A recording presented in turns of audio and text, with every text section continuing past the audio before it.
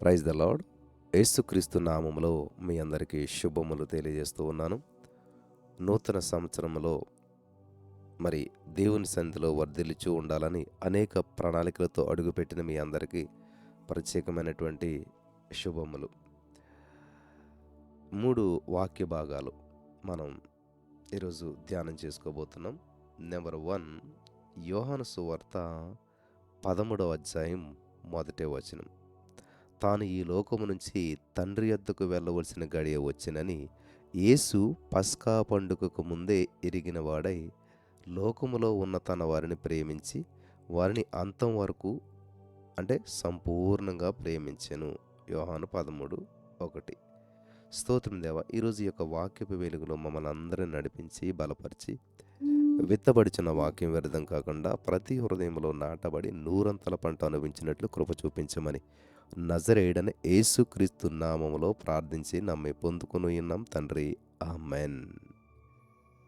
ప్రియులారా, గమనించాలి, ఈరోజు మనం 3 వాక్య భాగాలు మనం ధ్యానం చేసుకుంటూ ఉన్నాం. చాలామందిలో ఈ రోజున వ్యాకుల పడతం ఉన్నది. దేవుడు వ్యాకుల పడొద్దు అని చెప్తూ ఉన్నాడు.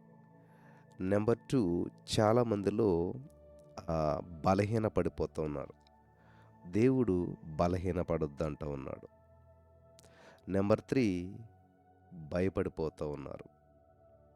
దేవుడు మిమ్మల్ని కాపాడతాడు. సో ఈ యొక్క 3 విషయాలని చాలా కూలంకషంగా మనం జ్ఞానం చేసుకుని ముందుకు వెళ్దాం. ఈ మూడింటికి సంబంధించినటువంటి వాక్యాలు ఈరోజు మనం ధ్యానం చేసుకుంటూ ఉన్నాం. 2వ వాక్య భాగం కీర్తన 139:10లో అక్కడను నీ చేయి నన్ను నడిపించును, నీ కుడి చేయి నన్ను పట్టుకొనును. 3వ వాక్య భాగం కీర్తన 121:5 యెహోవాయే నిన్ను కాపాడువాడు, నీ కుడి పక్కన యెహోవా నీకు నీడగా ఉండును. కీర్తన 121:5. ఈ 3 లేఖన భాగాలకు మనం పేర్లు పెట్టి 3 అంశాలుగా మనం ధ్యానించుకుంటూ ఈరోజు ముందుకెళ్తూ ఉన్నాం. ఈ మూడింటిలో మనం గమనించినట్లయితే ప్రధానమైనటువంటి ఒక శీర్షిక ఏంటంటే భయపడకుడి. ఈ రోజున ఎవరితో మాట్లాడినా, ఎవరు ప్రార్థించమని ప్రార్థన అవసరత కోరినా మొట్టమొదటగా చెప్పేటువంటి మాట, అన్నా ఇదిగో ఈ యొక్క వివాహ సంబంధం వచ్చింది, కానీ చాలా భయం వేస్తుంది, ఏమవుతుంది ఏంటో. అన్న ఈ యొక్క ఉద్యోగం వచ్చింది, కానీ భయం వేస్తుంది, ఏమవుతుంది ఏంటో. ఈ ఎగ్జామ్ రాశాను, ఈ ఇంటర్వ్యూకి వెళ్ళాను, ఈ యొక్క వ్యాపారంలో పెట్టుబడి పెట్టాను. ఇలాగా ఏదో ఒక పని చేస్తున్నారు, కానీ భయపడుతూ ఉన్నారు. భయం భయం, ఏమవుతుందో ఎలా అవుతుందో ఏంటి తెలియదు. ఒక డీల్ వచ్చింది, కానీ అది సెట్ అవుతుందో లేదో భయం వేస్తూ ఉంది. ఇలాగ ప్రతిదానికి భయము భయము భయము భయము. కాబట్టి ఈ రోజున ఈ యొక్క 3 విషయాల ద్వారా పరిశుద్ధాత్మ దేవుడు మనతో చాలా స్పష్టంగా మాట్లాడి మన జీవితాల్లో దేవుని యొక్క ప్రణాళిక ఎలా ఉంది అనేటువంటిది అర్థం చేసుకోవడానికి ఈ రోజున పరిశుద్ధాత్మ దేవుడు మనతో మాట్లాడుతున్నాడు. చాలా శ్రద్ధగా ఈ యొక్క వాక్య వెలుగులో నడిపించబడాలని ప్రభు పేరట మీ అందరికీ నేను మనవి చేస్తూ ఉన్నాను. ఇక్కడ నెంబర్ 1, దేవుడు చెప్తున్నటువంటి మాట ఏంటంటే యోహాను సువార్త 13వ అధ్యాయం 1వ వచనంలో మనం చదివాం. తాను ఈ లోకములో నుండి తండ్రి యొద్దకు వెళ్ళవలసిన గడియ వచ్చెను అని యేసుక్రీస్తు ప్రభువారు పస్కా పండుగకు ముందే ఎరిగిన వాడై లోకములో ఉన్న తన వారిని అంతం వరకు అంటే సంపూర్ణంగా ప్రేమించాడంట. సంపూర్ణంగా ప్రేమించాడు.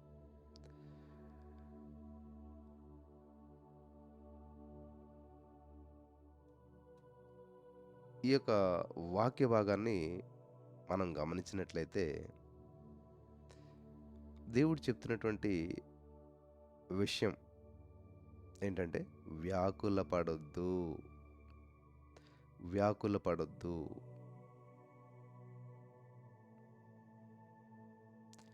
అంటే ఇంగ్లీష్లో మనం చూసినట్లయితే ఫ్రంట్, FRENT, ఫ్రంట్ నాట్ అంటున్నాడు. అంటే వ్యాకుల పడొద్దు. ఎందుకంటే హీ లవ్స్ యూ. దేవుడు మిమ్మల్ని ప్రేమిస్తూ ఉన్నాడు. ఈ రోజున ప్రతి వారి జీవితంలో వ్యాకులము, ఏదో మానసిక ఒత్తిడి ఏలుబడి చేస్తూ ఉంది. వ్యాకుల పడొద్దు, ఆయన మిమ్మల్ని ప్రేమిస్తున్నాడు.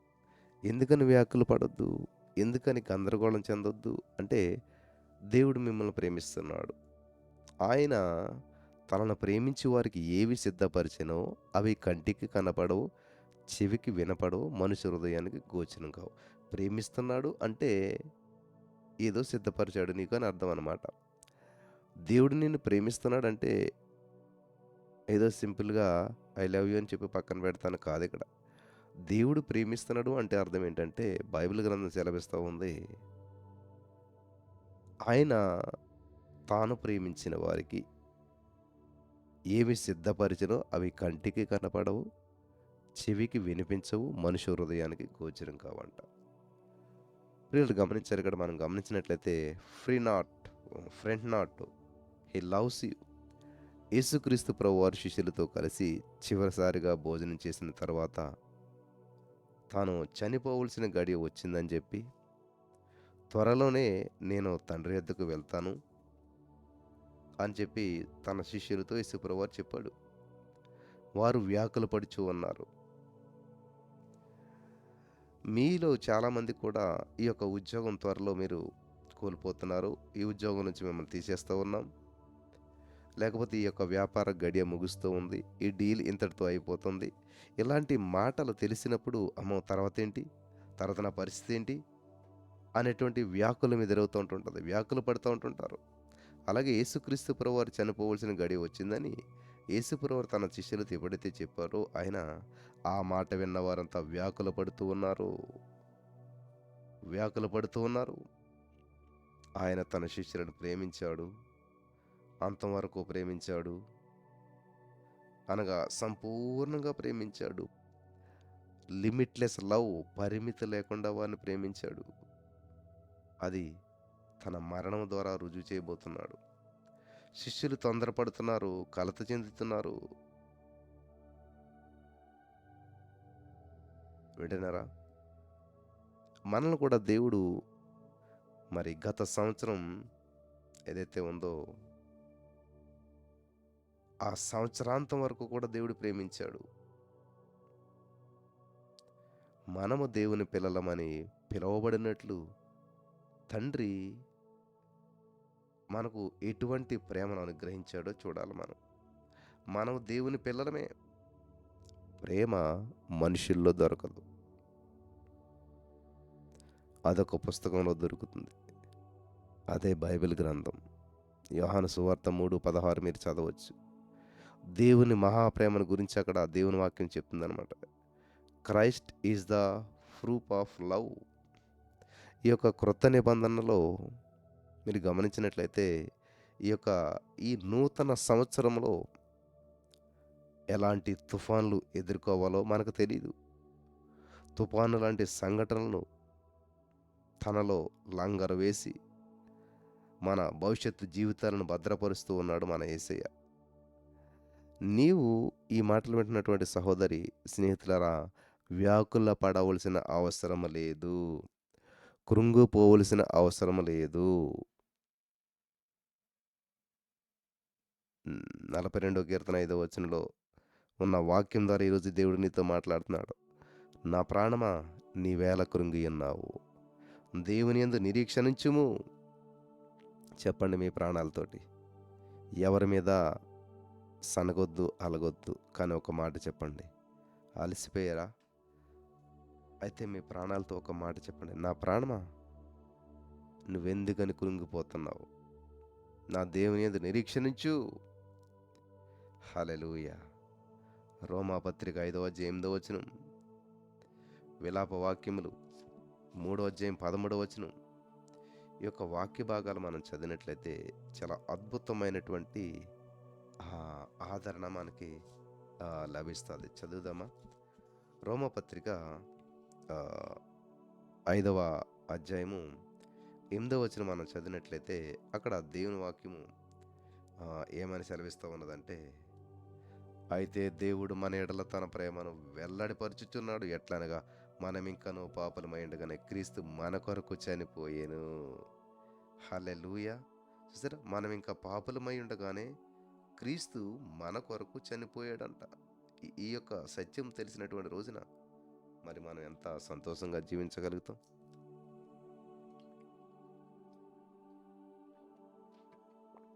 మనుషులేమంటారు? ఛీ! నువ్వెంతో మంచోడు అనుకున్నావు, ఇలా చేశావని చెప్పి వెంటనే విడిచిపెట్టి వెళ్ళిపోతారు. కానీ దేవుడు చూడండి, మనమింకను పాపులమై ఉండగానే, పాపులుగా ఉండగానే పాపుల కొరకు తన యొక్క మరి ప్రాణాన్ని పెట్టాడు, వెల చెల్లించాడు, మనల్ని విమోచించాడు. ఈ యొక్క సత్యాన్ని మీరంతా కూడా గ్రహించాలని ప్రభు పేరట నేను మనవి చేస్తూ ఉన్నాను. విలాప వాక్యములు 3వ అధ్యాయం 13వ వచనం మనం చదివినట్లయితే, తన అంబులి పొద్దులోని బాణములన్నీయు ఆయన నా ఆంత్రముల గుండా దూసిపోజేసెను. నా వారందరికీ నేను అపహాస్యాస్పదముగా ఉన్నాను.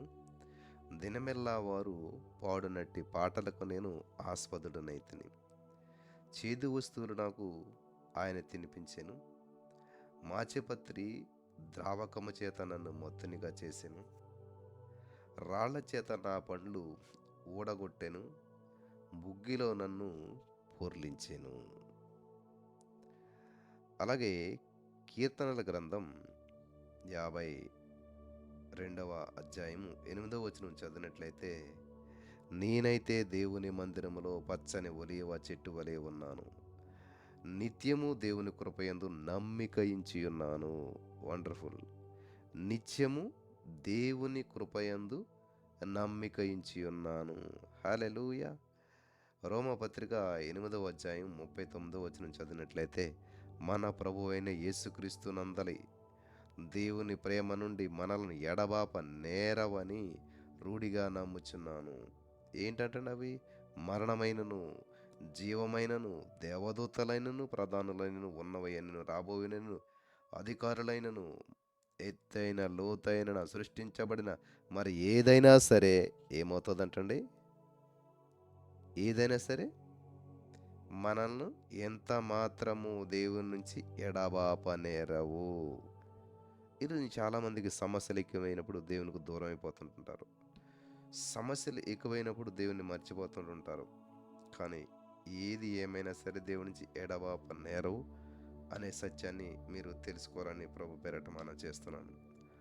అపోస్తలుడైనటువంటి పౌలు గారు కొరింథీయులకు రాసినటువంటి 2వ పత్రిక 13వ అధ్యాయం 14వ వచనం చదివితే, ప్రభు అయిన యేసుక్రీస్తు కృపయు, దేవుని ప్రేమయు, పరిశుద్ధాత్మ సహవాసమును మీకందరికీ తోడైండునుగాక అంటూ ఉన్నాడు. ఇది తోడుగా లేనట్లయితే మనం వ్యాకుల పడుతూ ఉంటుంటాం. ఈ తోడు ఉన్నదని మనం గుర్తించినట్లయితే ధైర్యంగా జీవించగలుగుతాం. హల్లెలూయా! యోహాను రాసినటువంటి మొదటి పత్రిక 3వ అధ్యాయం 16వ వచనం మనం చదివినట్లయితే, ఆయన మన నిమిత్తము తన ప్రాణము పెట్టెను గనుక దీని వలన ప్రేమ ఎట్టిదని తెలుసుకొనిచున్నాం. మనము కూడా సహోదరుల నిమిత్తము మన ప్రాణాలు పెట్ట బద్దులమై ఉన్నాము. హల్లెలూయా! మొదటి యోహాను పత్రిక, యోహాను రాసిన మొదటి పత్రిక 4వ అధ్యాయం 9వ వచనం మనం చదివినట్లయితే, అక్కడ మనము ఆయన ద్వారా జీవించినట్లు దేవుడు తన అద్వితీయ కుమారుని లోకమునకు పంపెను. దీనివలన దేవుడు మన యందుంచిన ప్రేమ ప్రత్యక్షపరచబడెను. గమనించాలి ప్రియులారా, ఒకవేళ మీరు వ్యాకులు పడుతున్నారా? దయచేసి గమనించాలి. ఆయన మిమ్మల్ని ప్రేమిస్తూ ఉన్నాడు. He loves you. దేవుని ప్రేమ నీకున్న వ్యాకులెత్తు కంటే ఎంతో గొప్పది. కాబట్టి గొప్ప విషయాన్ని పక్కన పెట్టి తక్కువ విషయం గురించి ఆలోచించి బాధపడేవారు ఏమంటారు? అలాగే ఈ రోజున నీ సమస్య కంటే నిన్ను ప్రేమించే దేవుడు గొప్పవాడు. ఈ సత్యాన్ని తెలుసుకుంటే వ్యాకులత నుంచి మీరు బయటపడగలుగుతారు. హల్లెలూయా! సరే, రెండవదిగా మనం చూసినట్లయితే, బలహీన పడొద్దు, ఆయన మిమ్మల్ని పట్టుకుంటున్నాడు. బలహీన పడొద్దు, ఆయన మిమ్మల్ని పట్టుకుంటున్నాడు. అంటే ఇక్కడ మనం చూసినట్లయితే 139వ కీర్తన 10వ వచనం మనం చదివితే ఆయన చెప్తున్న మాట, అక్కడను నీ చేయి నన్ను నడిపించెను, నీ కుడి చేయి నన్ను పట్టుకొనును. బలహీన పడొద్దు. అయ్యో నేను బలహీనుడను, నేను బలహీనురాలు, నేను నడవలేను, నేను చెయ్యలేను అని అనుకుంటూ ఉంటుంటారు. నేను ప్రియులారా గమనించాలి. ఈ యొక్క వాక్యం మీరు గమనిస్తే 139 కీర్తన 10వ వచనం ద్వారా పరిశుద్ధాత్మ దేవుడు మనతో మాట్లాడతారు. నేడు బలహీనులు కాని వారు ఎవరున్నారు చెప్పండి? ఎవరో కొద్దిమంది తప్ప ఎవరిని కదిపినా ఏదో బలహీనత ఉందని చెప్పేటువంటి వారు ఎక్కువ మంది ఉన్నారు. అయినా ఈ యొక్క నూతన సంవత్సరంలో మనకొక ధైర్యం ఏంటంటే, ఆయనే మన బలహీనతలను సహించేశాడు. మత్తయి సువార్త 8వ అధ్యాయం 17వ వచనం, యెషయా గ్రంథం 53:4లో మీరు చదివినట్లయితే, ఆయనే మన బలహీనతలను సహించేశాడు. ఆమేన్. వింటున్నారా? మనం బలహీనులమని చెప్పి ఆయనకి తెలుసు. అన్ని విషయాల్లో మన వలె ఆయన శోధించబడ్డాడు. కాబట్టి చింతలు, సమస్యలు, బాధలు, దుఃఖాలు, శోధనలు, అవసరతలు ఆయనకు బాగా తెలుసు. కాబట్టే ఆయన మనపై జాలిపడి సహాయం చేస్తా ఉన్నాడు. మన ప్రధాన యాజకుడు మన బలహీనతల యందు మనతో సహానుభావం లేనివాడు కాదు. హెబ్రీ 4:15. దుర్బలులమైనటువంటి మనల్ని ఆయన తప్పకుండా బలపరుస్తూ ఉన్నాడు. ప్రియులారా గమనించాలి. ఇక్కడ నెంబర్ 1 శరీర సంబంధమైనటువంటి బలహీనతల నుంచి విడిపిస్తాడు. భౌతికమైనటువంటి వ్యాధులను పారద్రోలటంలో ఆయన శక్తి అపారమైనటువంటిది. రెండవది ఆత్మ సంబంధమైనటువంటిది. మనం ప్రార్థించడం కూడా చేతకానంత బలహీనులం. అయితే పరిశుద్ధాత్మ దేవుడు మన కొరకు చేసేటువంటి అనేక సంగతుల్లో ప్రాముఖ్యమైనటువంటిది ఒకటి ప్రార్థించడానికి సహాయం చేయడం. దానియేలు ఒక దర్శనం చూసినప్పుడు బొత్తిగా భయపడి బలహీనుడైపోయాడంట. అతడు నన్ను పట్టుకొని లేవనెత్తి నిలవబెట్టెను అని దానియేలు 8:18లో దానియేలు చెప్తున్నాడు. పేతురు గాలిని, అలలను, పొంగులను చూసి మునిగిపోతూ రక్షించమని చెప్పి కేకలు వేశాడు. వెంటనే యేసుక్రీస్తు ప్రభువారు చేయి చాపి అతన్ని పట్టుకొని మరి మత్తయి సువార్త 14:37 ప్రకారం లేపాడు. Faint not. వింటున్నారా? ఇక్కడ ఇంగ్లీష్‌లో అయితే ఈ యొక్క వాక్యాలు బాగున్నాయి. వ్యాకుల పడొద్దు, బలహీన పడొద్దు, భయపడొద్దు. ఇంగ్లీష్‌లో వ్యాకుల పడొద్దు అన్నదాన్ని ఫ్రెంట్ నాట్ అంటారనమాట. FRENT, front not. రెండవది ఫెయింట్, బలహీన పడొద్దు. మూడవది ఫియర్ నాట్.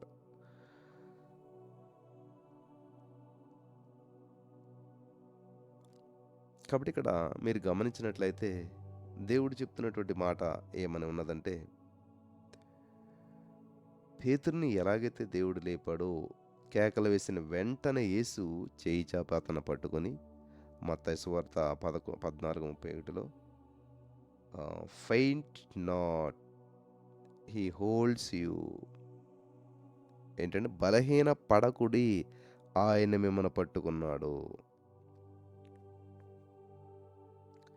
బలహీన పడొద్దు, ఆయన నిన్ను తన చేత్తో పట్టుకుంటూ ఉన్నాడు. ఈ సత్యాన్ని మీరు గ్రహించాలి. నెక్స్ట్ చివరిగా ఇంకొక విషయాన్ని మనం చూసుకుని ముగించుకుందాం.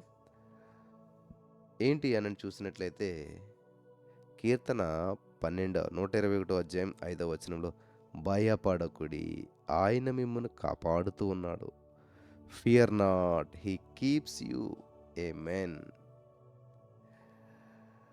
సరే ప్రియులారా, ఇక్కడ మనం గమనించినట్లయితే దేవుడు అబ్రహాముతో ఒక మాట పలుకుతూ ఉన్నాడు. దేవుడు అబ్రహాముతో పలికినటువంటి మాట మనం చూసినట్లయితే ఆదికాండము 15వ అధ్యాయము మొదటి వచనంలో ఈ యొక్క మాటను మనం చూడగలుగుతూ ఉన్నాం. ఇది జరిగిన తరువాత యెహోవా వాక్యం అబ్రహామునకు దర్శనమందు వచ్చి, అబ్రహామా భయపడకు, నేను నీకు కేడము బహుమానం అత్యధికమగునని చెప్పాను. భయపడొద్దు అని చెప్తూ ఉన్నాడు ఇక్కడ. నెక్స్ట్ నెంబర్ 2, దేవుడు మరి హాగరుతో కూడా ఒక మాట చెప్తూ ఉన్నాడు. ఆదికాండం 21వ అధ్యాయం 17వ వచనం చదివినట్లయితే, దేవుడు ఆ చిన్నవాని మొరను వినినప్పుడు దేవుని దూత ఆకాశం నుండి హాగరును పిలిచి, హాగరు నీకేమొచ్చినది, భయపడకు. వింటున్నారా? హాగరుతో చెప్తున్నాడు దేవుడు, భయపడకు. అలాగే ఆదికాండం 26, 24లో కూడా దేవుడు ఇస్సాకుతో చెప్తున్నటువంటి మాట కూడా మనం ఇక్కడ చూడగలుగుతూ ఉన్నాం. ఆదికాండం 26వ అధ్యాయం 24వ వచనం మనం చదివినట్లయితే, అక్కడ ఆ రాత్రి యెహోవా అతనికి ప్రత్యక్షమై, అనగా ఇస్సాకుకు దేవుడు ప్రత్యక్షమై, నేను నీ తండ్రి అయిన దేవుడు అబ్రహాము దేవుడును, నేను నీకు తోడై ఉన్నాను కనుక భయపడకుము. వింటున్నారా? భయపడకొద్దని చెప్తున్నాడు.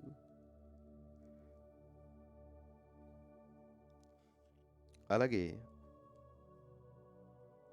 ఆదికాండం 35వ అధ్యాయం 17వ వచనం మీరు చదువుకున్నట్లయితే,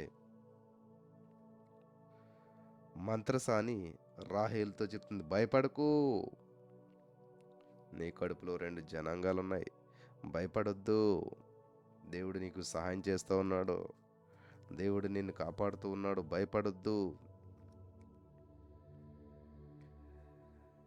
అని చెప్పి మంత్రసానితో దేవుడు చెప్పాడు. నెక్స్ట్ 5వదిగా దేవుడు యాకోబుతో ఆదికాండం 46:3లో చెప్తున్నటువంటి వాడు, భయపడొద్దు.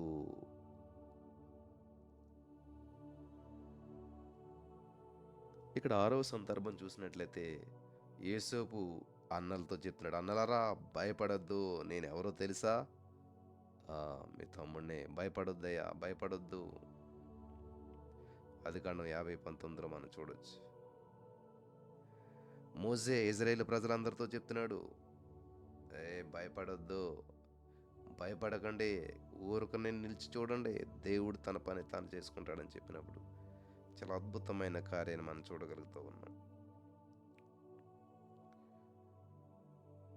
భయం అనేటువంటిది అనేకులకు వివిధ రూపాల్లో వివిధ విధాలుగా ఉంటుంది. ఇది పెద్ద సమస్య. అయితే దేవునికి భయపడితే భూలోకంలో దేనికి భయపడనవసరం లేదు. దేవునికి భయపడేవాడు దేనికి భయపడడు. ఈ సంవత్సరం అంతా కూడా మనమంతా కూడా దేవునికి భయపడి జీవిందాం. Fear not, he keeps you. మనం ప్రభుని నమ్ముకున్నటువంటి మొదటి రోజు నుంచి పరలోకంలో పూర్తి స్వాతంత్రం పొందే వరకు కూడా దేవుని శక్తి చేత, కృప చేత కాపాడబడదాం. ఆయన మిమ్మల్ని కాపాడాడు. ఆదికాండం 28:15లో, ప్రియులారా, ఇదిగో మీకు తోడయుండి నీవు వెళ్ళు ప్రతి స్థలమందు నిన్ను కాపాడుచు ఈ దేశమునకు నిన్ను మరలా రప్పించెదను, నేను నీతో చెప్పినది నెరవేర్చే వరకు నిన్ను విడువను. ఆదికాండం 28:15. ఆయన మాట నిలబెట్టుకునేటువంటి దేవుడు. ఆయన అలసిపోడు, నిద్రపోడు. యోసేపు అన్నలతో, మిమ్మును ఆశ్చర్యంగా రక్షించి దేశంలో మిమ్మల్ని శాశ్వతంగా నిలుపుటకును ప్రాణముతో కాపాడుటకును దేవుడు మీకు ముందుగా నన్ను పంపించాడు. ఆదికాండం 45వ అధ్యాయం 6-7 వచనాలు. అన్నలారా భయపడొద్దు, నన్ను కొట్టారో తిట్టారో ఏది చేసారో దాని గురించి భయపడొద్దు. దేవుడు నన్ను ముందుగా పంపడానికి ఒక ప్రణాళికను సిద్ధం చేశాడు. కాబట్టి దేవుడే నన్ను ముందుగా ఇక్కడికి పంపించాడు. చూసారా యోసేపు ఎంత నెగిటివిటీలో నుంచి పాజిటివ్ తీసుకున్నాడో, ఎంత దుర్భరమైనటువంటి జీవితంలో నుంచి మంచిని మాట్లాడుతూ ఉన్నాడో, దేవునికి మహిమార్థంగా మాట్లాడుతున్నాడో. ఈరోజున మన జీవితంలో మన మాటల విధానాన్ని బట్టి, మన జీవితంలో జరుగుతున్న కార్యాలు బట్టి దేవుణ్ణి మహింపరిచేవారు తక్కువైపోయారు. దేవుడు చేసిన అద్భుతాలను వింటాకు వస్తున్నారు, కానీ దేవునికి ఒక అద్భుతమైన జీవితాన్ని జీవిందామనేటువంటి నిర్ణయాలు తీసుకోలేకపోతున్నారు. ప్రియులారా గమనించాలి, ఇక్కడ మనం చూసినట్లయితే మనము ప్రభుని నమ్ముకున్న మొదటి రోజు నుంచి పరలోకంలో పూర్తి స్వాస్థ్యాన్ని పొందే వరకు కూడా దేవుని శక్తి చేత, కృప చేత కాపాడబడతా ఉన్నాం. ఆయన మిమ్మల్ని కాపాడేటువంటి వాడు, ఇదిగో నేను మీకు తోడయుండి నీవు వెళ్ళు ప్రతి స్థలమందు నిన్ను కాపాడుచు ఈ దేశమునకు నిన్ను మరలా రప్పిస్తాను. నేను నీతో చెప్పినది నెరవేర్చు వరకు నిన్ను విడువను. హల్లెలూయా! ఆదికాండం 28:15 చెప్పాడు కదా దేవుడు. కాబట్టి ఆయన మాట నిలబెట్టుకునేటువంటి దేవుడు. ఆయన అలసిపోడు, నిద్రపోడు. యోసేపు అన్నలతో మిమ్మును ఆశ్చర్యముగా రక్షించి దేశంలో మిమ్మను శేషముగా నిలుపుటకును ప్రాణముతో కాపాడుటకును దేవుడు మీకు ముందుగా నన్ను పంపించెను. ఆదికాండం 45:6-7 ఒక్క మాటలో చెప్పాలంటే మన తొలి శ్వాస మొదలుకొని తుది శ్వాస వరకు మనం దేవుని చేతిలో ఉన్నాం. యూదా పత్రిక 24 చదివినట్లయితే త్రుట్టిల్లకుండా మిమ్మల్ని కాపాడుటకు దేవుడు శక్తిమంతుడు. ఈ నూతన సంవత్సరంలో దేవుడు మనకి గొప్ప భరోసా, ధైర్యం క్రీస్తే. యేసుక్రీస్తు ప్రభువారే. హల్లెలూయా! దేవునికి స్తోత్రం కలుగును గాక. నిర్గమకాండం 23 మనం చదివినట్లయితే ఆయన సన్నిధిని జాగ్రత్తగా నుండి ఆయన మాట విలువలను ఆయన కోపము రేపవద్దు, మీ అతిక్రమములను ఆయన పరిహరింపడు, నా నామము ఆయనకున్నది. ఆమేన్. హల్లెలూయా! దేవునికి స్తోత్రం కలుగును గాక. రోమాపత్రిక 16 చదివినట్లయితే పిలులోగునకు యూలియాకును నేరియాకును అతని సహోదరునికి పరిశుద్ధులందరికీ వందనాలు. పరిశుద్ధులందరికీ వందనాలు. పవిత్రమైన ముద్దు పెట్టుకుని ఒకడొకడు వందనాలు చేసి క్రీస్తు సంఘాలని మీకు శుభములు చెప్తూ ఉన్నాయి. ప్రియులు గమనించాలి, దేవుని యొక్క కృప మనకి భరోసా.